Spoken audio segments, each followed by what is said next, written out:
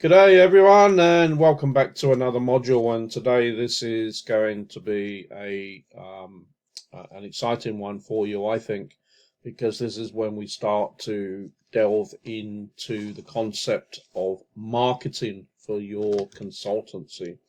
Now, I'll be truthful. A lot of you may struggle with this when you're starting your consultancy. You may not, but in my experience, a lot of people do. Again, because you are likely, as a QS, as someone working as an employee, you're possibly not exposed to this component within a business. Okay, so marketing essentially is how you let other people know who you are and what you do in a nutshell. So one of the easiest ways to think about this is that you have started a consultancy, you have become clear on what you're going to provide, hopefully, and now you need to tell the world, or at least in your location, people so that they're aware of your presence and they're aware of your services, because what you want to be doing is essentially connecting the dot of you to a business and joining that dot, okay, in a nutshell. So how do we go about doing that? Well, one of the first things that we really need to be thinking about is the principle of what is called, and I think I alluded to this and mentioned it in previous modules, the principle of your target audience, your target avatar, vis-a-vis the entity or person that you want to sell your service to. Now, this is super important because if you are not tuned in to this, then it becomes very difficult for you to be able to essentially throw the dart at the bullseye, because you can do all the effort in the world around your messaging, what we spoke about with the branding in terms of putting the messaging out there for letting people know who you are and where you are. But if you're not able to channel that directly to your avatar, you're essentially shouting into an empty shell and no one is really going to hear you. So it's really super important. I gave you an example in previous modules. Imagine if you're in a crowded stadium and you're trying to grab the attention of someone on the complete opposite side of the stadium. It's full, let's say, 60 to 70,000 people all roaring for both sides that are playing in whatever game, football, baseball, whatever. It's going to be incredibly difficult, I'm sure you'll agree, for you to be able to shout and have a person that you have seen on the other side of the stadium hear you over all the noise. And markets are noisy. So you need a mechanism to be able to pinpoint who you want to talk to and who your messaging needs to connect with. Okay, and this is the principle of the target audience. So how do we go about doing that? Well, primarily you need to know what your service is first and foremost. So we can talk in broad components that we're provided quantity surveying services. This is a given, but I also mentioned that you need to think heavily about a target or niching down a target that is super specific. And the way that we go about that, imagine that this is the top of your funnel and this is what we do as a QS, and that encompasses a lot of things. from, pre-contract, post-contract, and a whole heap of specializations in between with design phases and everything else. So we're going to temporarily ignore all of that. And what I want you to think about is, what is the one thing or two or three things, and then we'll narrow down further, that really excite you about performing your services. And this is how we essentially get down to a targeted micro niche. So the example when I was talking about branding in a previous module was, I gave an example of someone that we were working with is going into medical gas as a specialization. The other example that I gave was mechanical engineering cost estimating. So there's lots of options, but you need to ensure that you're going to generate enough revenue in your target market. So if you're based somewhere where you decided that you want to work in your local area, and that local area only has 40,000 people, then going micro in a local market is probably not the best idea. But to do micro over the whole country, wherever you're based, might be a good idea.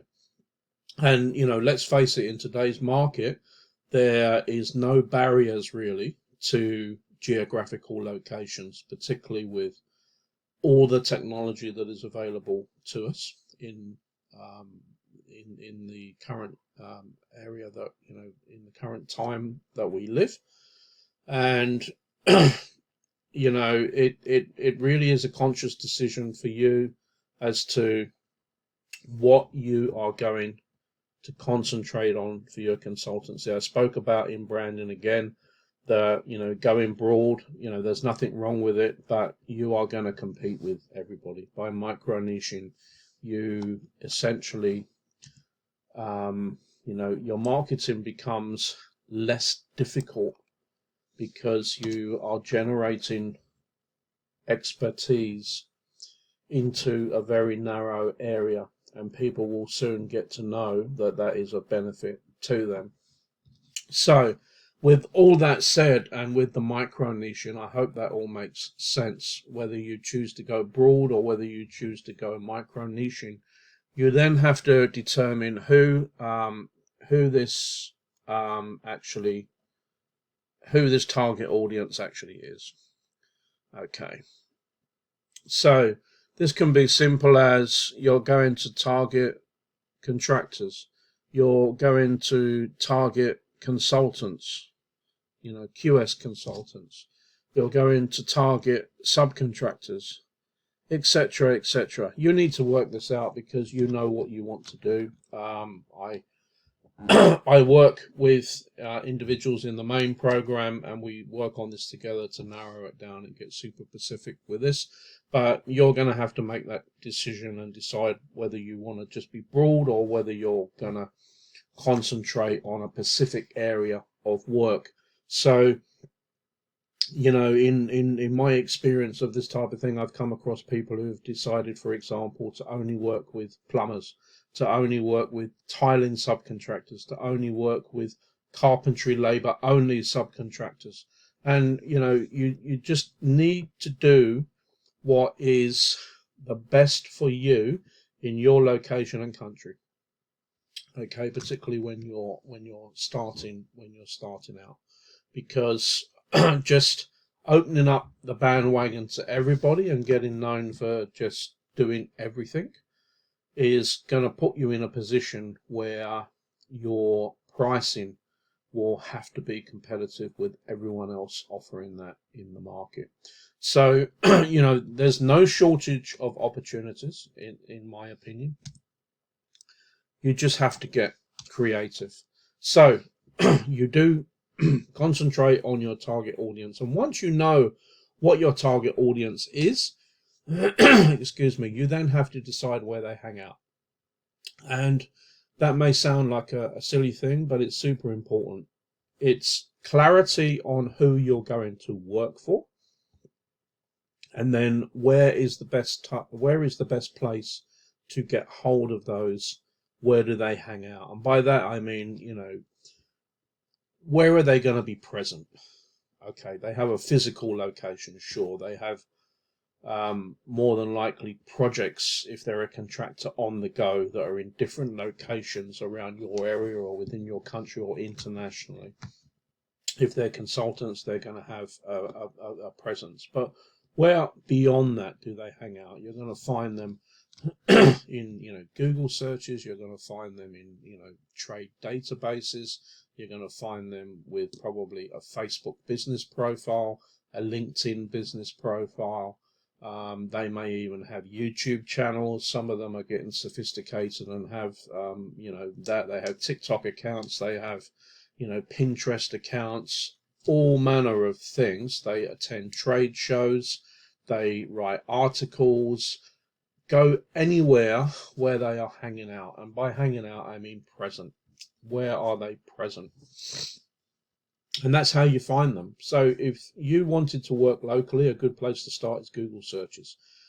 Just type in, go into Google and type in, if you want to target plumbers, you just type in plumbers and you're going to get a ream of plumbing companies that pop up. The next thing you need to do once you've established all of that is you need to start building a database of your prospects. Okay, because once you have hooked them in and they're a client, but until they're a client, they're a prospect. People that you are targeting with a pure and sole intention of saying, I want to provide services to these entities, prospects. And it can be as simple as a Google spreadsheet. I prefer to run what is called a CRM, and that is basically a database. You can go online and search them. There are some paid, there are some free. They all have their pluses and minuses. I use one that's around $19 a month, and it's pretty damn good. So you don't need to be spending a fortune. I would, in your first sort of 6 months, while you're you know, starting to build your consultancy, you want to keep your expenditure to a minimum. So I would look for a free version. So examples could include like Zoho CRM.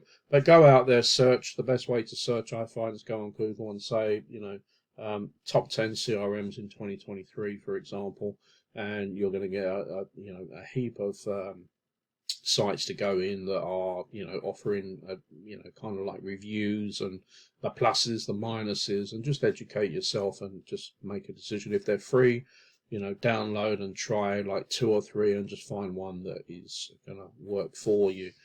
Now, I'm not going to go heavily into automation around prospecting, because that's probably a little bit more advanced for the purposes of this module, but you can do that. The most important part while you're getting all these pieces of information together is just to keep it very high level so that you can, you know, you can implement and you can action on these tips. And I would just keep it simple for the time being. Once you start to grow and once your business starts to grow, that's the time that you can look at automated concepts. I don't want to overwhelm you with all of that right now, but safe to say that you do need to keep a record, even if it's in an Excel spreadsheet or a Google sheet. You know, just basic information like who you want to target, who's the point of contact, their address, their telephone number, email, all these types of information. Obviously, you know, you want to record when you reached out, what type of conversations you had, whether it was productive, whether it was open, whether it was definitely a closed door, like don't ever call us again type of thing. You need to keep a record of all of that because it's important information for you to learn from. And as you develop your skills in doing outreach, cold calling, cold emailing around these prospects, you need to see again what is working and what's not working, and you need to fine tune the approach. I'm going to give you some guidance on that later on in this video, but you need to keep a record so that you know yourself what you need to improve upon. If you don't analyze any of it, you're just going to be treading water for a long time. It's okay not to be perfect from day one. I don't expect anyone to be perfect from day one. When I first started my QS practice, I was not perfect. I learned all of this, so I'm sharing it with you over a long period of time. And this is why you're in this course, so that you can take some of that learning curve out of the equation if you follow these steps. So just keep it simple for the first 6 months at least, and more than likely for the first 12 months, because these are going to be hurdles enough getting work. It's easy to get it so long as you find the right approach and you know who you're going to target. And you definitely need to keep a record, otherwise, again, as we said in branding, you will not keep a record of all of this in your head. It's impossible. Even if you've got the best mind in the world, you will not recall events when you start to outreach at scale. And you're going to have to outreach to companies, at scale to get work. Okay, you're not going to make a phone call to one company and they're going to give you a load of work, and then make a call to another company and they're going to give you a load of work. If that happens, great, but it's not normal. It's not average. You've got to work hard. So in marketing generally, depending on how good you are, the response rate can be anywhere between 2 to 10%. So you will see that even if you're good, 1 in 10 calls might convert. If you're average or below average, 2 out of every 100 calls will convert. But don't be discouraged by that, because I'm going to show you ways where you can increase those percentages. I'm just giving you market averages. I'm going to show you ways that you can increase those averages significantly to your advantage by following just a few sets of core marketing principles. Okay, so now with all of that said, how do we go about approaching you found your ideal avatar, you've researched the market, you know who you want to approach, you've generated a spreadsheet, and let's say you have 80 people that you want to contact. You can do that by calling, you can do it by physical in person, can do it by emails. Now, the worst converting out of all of those, bearing in mind that when you're reaching out to these people, if you don't know them, which is largely going to be the case, they're called cold. It's called cold traffic, and it's called cold traffic for a reason, because they don't know you. So let's look at what that looks like. You have cold, you have warm, and you have hot. This is where you're going to be doing all your calls, and the aim, this is where people buy or lock in, right?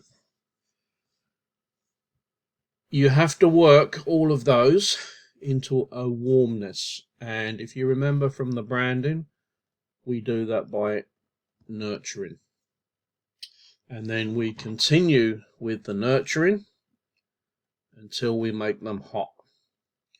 Now, if you achieve this here, great.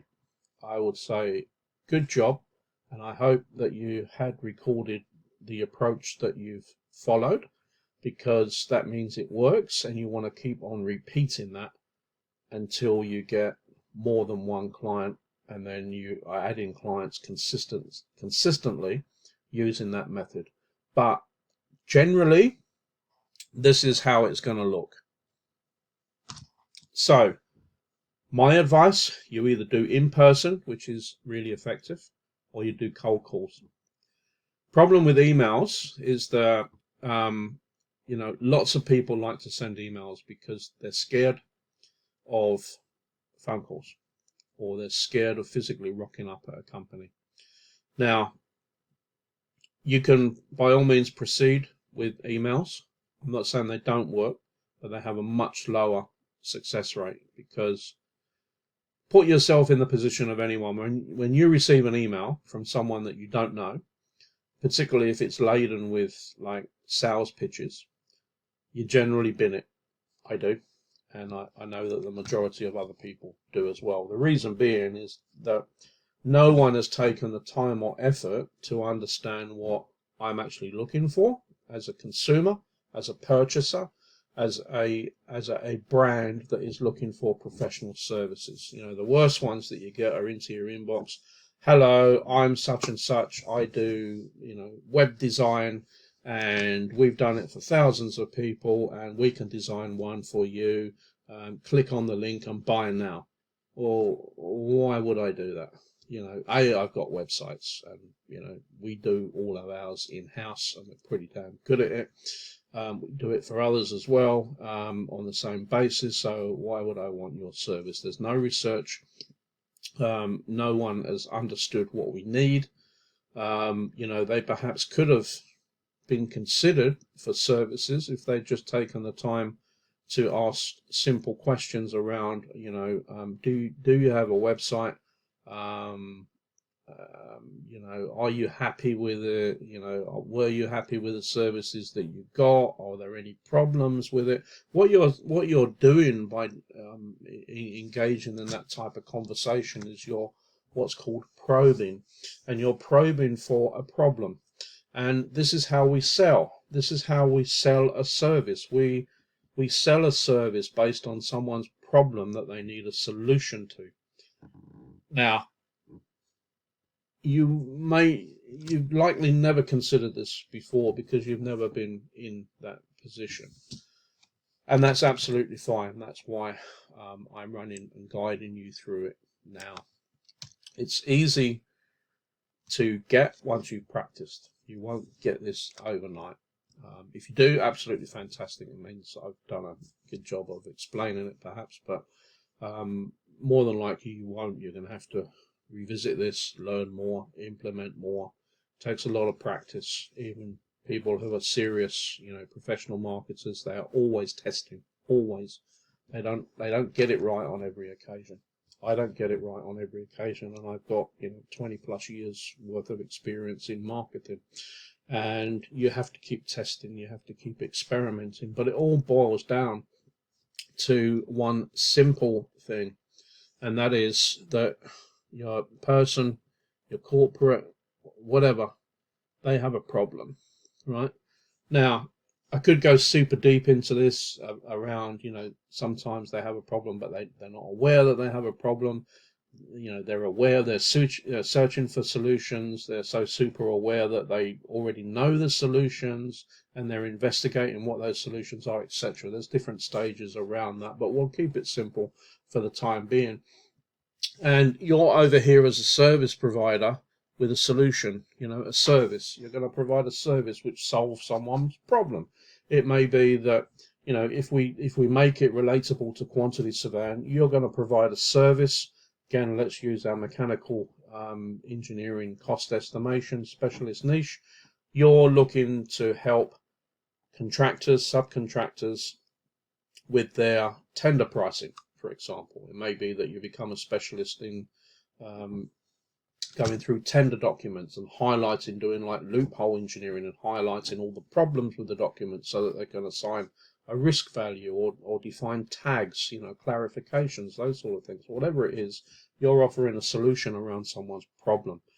But in order for you to be effective in selling that solution, you need to understand with your target audience whether they actually have that problem. Now, the biggest mistake people make is they just go hard in and they go, solution, do you want to buy? You know, it's a bit like the example that I gave you a little while ago. Someone hits you full on with something like that. You're not prepared for it. You don't know them from Adam. And I would say 99.9 times out of 100, it's not going to be effective, right? Because it's missing the core principle of what's involved here. So what you need to do is you come down here, bearing in mind it's cold, and you start to ask, you build up a relationship, you start soft, and then you just probe, you ask questions.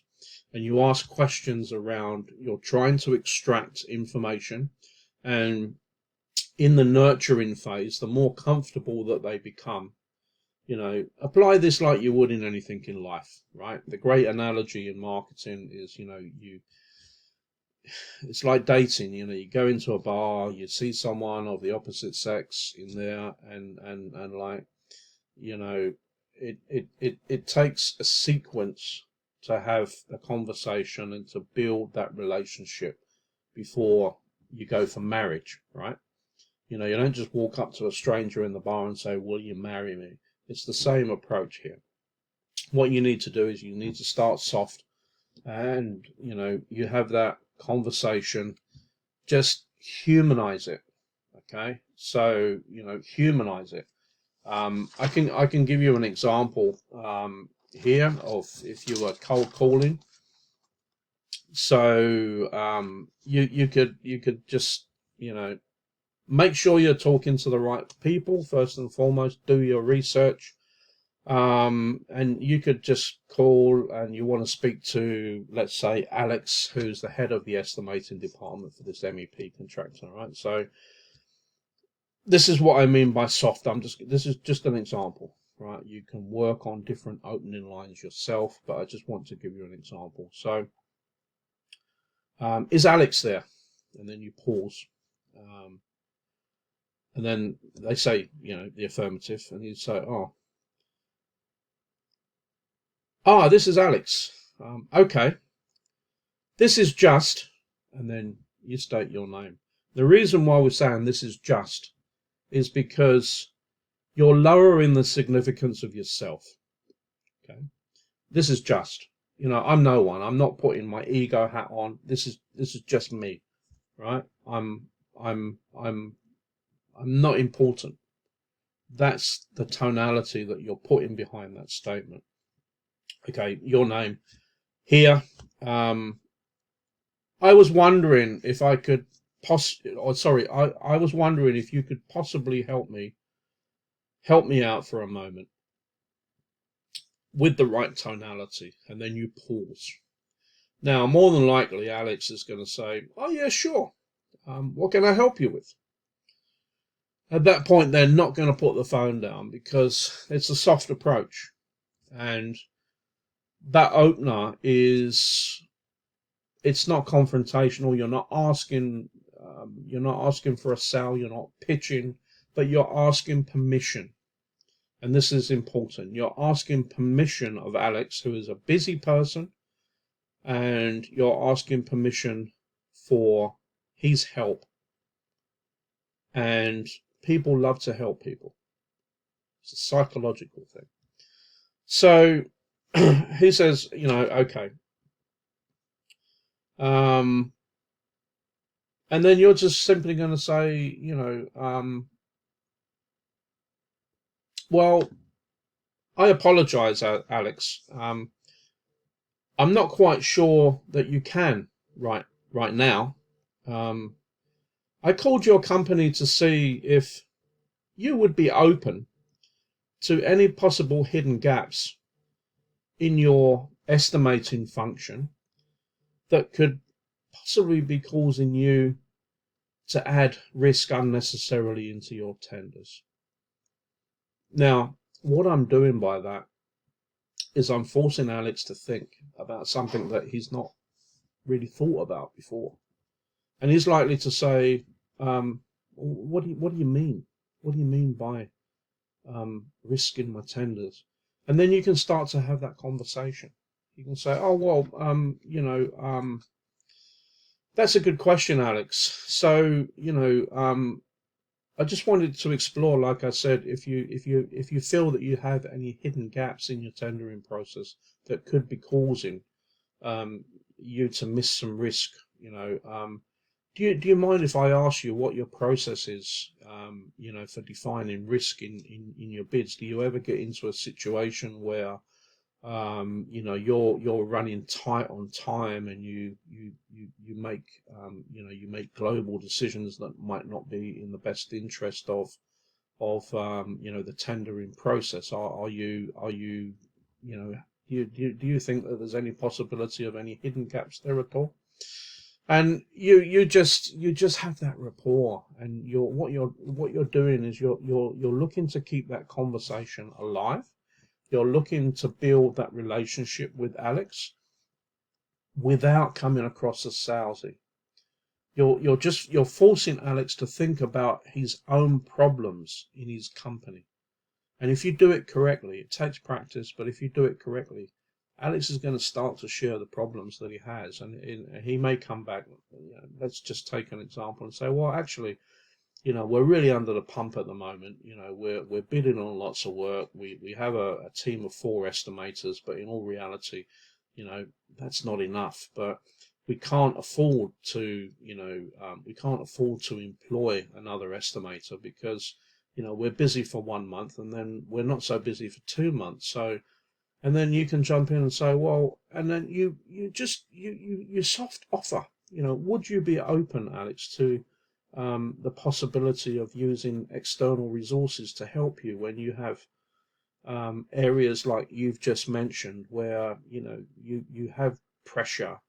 Would you be open to the possibility of someone to help you, someone to step in and alleviate some of that pressure? And 9 times out of 10, or maybe 8 times out of 10, that person is going to at least agree to have more of a conversation with you. There's no guarantee that they're going to sign you up, but this is a far better approach than just phoning up and asking, I'm a QS, this is what I offer, and I want to offer it to you. Because everyone is doing that. Guarantee that every freelancer, every solo consultant is doing that. They're either sending emails that are not targeted enough, they're badly written, they don't give enough information about the value that they bring to an organization.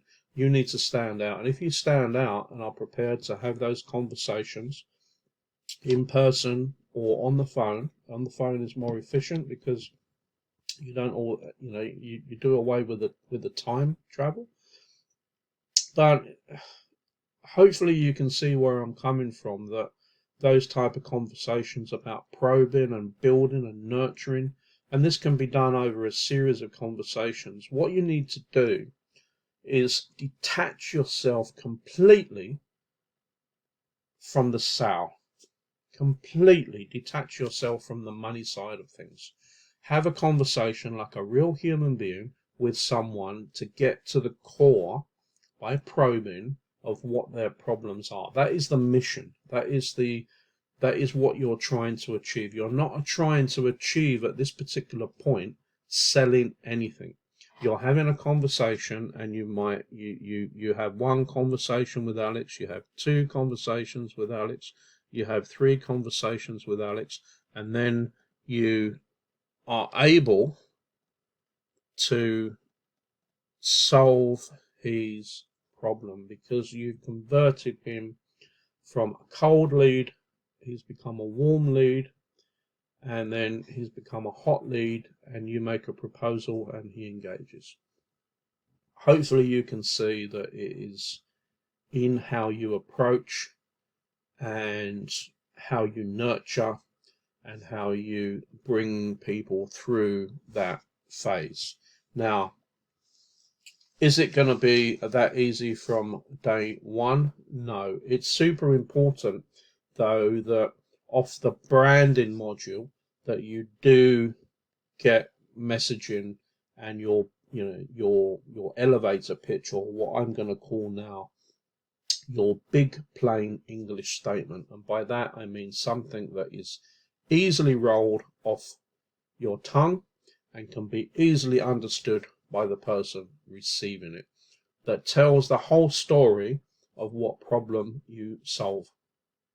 So if you can do that, have some thought about it. You need to, as we've said before, understand your target audience. You need to understand where they hang out, and you need to understand what types of problems that they have.